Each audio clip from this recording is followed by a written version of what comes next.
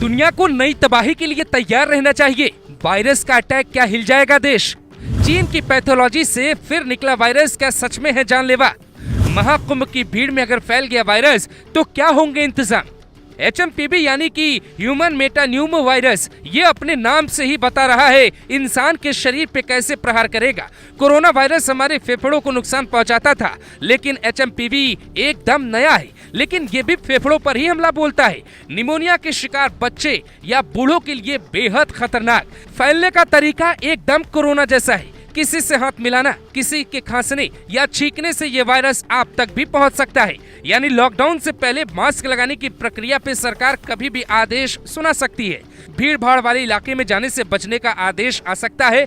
भारत की आबादी का 40% हिस्सा महाकुंभ में पहुंचेगा। अगर ये वायरस खतरनाक है तो फिर योगी की चुनौती बढ़ने वाली है। साल 2019 में चीन में कोरोना फैल रहा था। WHO यानी कि विश्व स्वास्थ्य संगठन ने चीन सरकार से वुहान में निमोनिया की बढ़ती बीमारी को लेकर पूछा, क्या ये सामान्य है। चीन ने बात छिपाई। अगले ही 1.5 महीने बाद दुनिया में तबाही मच गई। चीन HMPV वायरस पर भी दुनिया से क्या झूठ बोल रहा है। दिसंबर 2024 से ही चीन में अचानक 14 साल से कम बच्चों में वायरस पाया गया। दुनिया भर में फैल रही नई बीमारी से तनाव देखा जा सकता है। भारत सरकार भी अलर्ट है। स्वास्थ्य मंत्री JP नड्डा एम्स के सीनियर डॉक्टरों के संपर्क में हैं। हालांकि भारत में मामले ठीक उसी रफ्तार से बढ़ रहे हैं जैसे कोविड के दौरान हुआ था। ये बीमारी ठंड के मौसम में शुरू होती है और गर्मी आते आते चरम पे पहुंच सकती है। इसीलिए महाकुंभ तक शायद ये वायरस इतनी तेजी से अपने पैर न पसार पाए। लेकिन एक खतरा है जो अभी टला नहीं। चीन के साथ दुनिया भर के यात्री फ्लाइट के जरिए भारत आ रहे हैं। इसका मतलब है कि खतरा बढ़ सकता है। भारत में पहला केस 6 जनवरी को कर्नाटक में आया। 8 साल के बच्चे में वायरस पाया गया। दूसरा केस भी 6 जनवरी का है। महज 3 महीने की बच्ची में वायरस की पुष्टि की गई। तीसरा केस भी 6 जनवरी का है। गुजरात में 2 महीने का बच्चा था, लेकिन उससे वायरल फीवर हुआ। 10 जनवरी 2025 तक भारत में कुल 15 केस हो चुके हैं, जिसमें 5 बच्चे और 5 बुजुर्ग शामिल हैं। कर्नाटक में पहला केस मिलते हुए गुजरात, राजस्थान के बाद ये यूपी के कई शहरों तक पहुंच चुका है।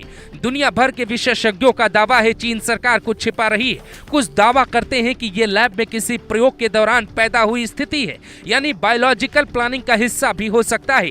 हालांकि इस बात को खारिज करती है JP नड्डा की ये बात। वो दावा करते हैं कि ये वायरस नया नहीं, यानी चीन की पैथोलॉजी में कुछ गड़बड़ नहीं, क्योंकि ये वायरस साल 2001 में पहली बार पाया गया। विशेषज्ञों ने ये कहा है कि HMPV कोई नया वायरस नहीं। 2001 में इसकी पहली बार पहचान हुई। इसके बाद ये दुनिया में फैल गया। ये सांस लेने से फैलता है, हवा के माध्यम से भी फैल सकता है। ये सभी एज ग्रुप के लोगों पर असर कर सकता है। WHO हालात पे नजर बनाए हुए है और हमसे जल्द ही रिपोर्ट शेयर की जाएगी। यानी अभी भारत सरकार या WHO के पास भी कोई खास जानकारी नहीं।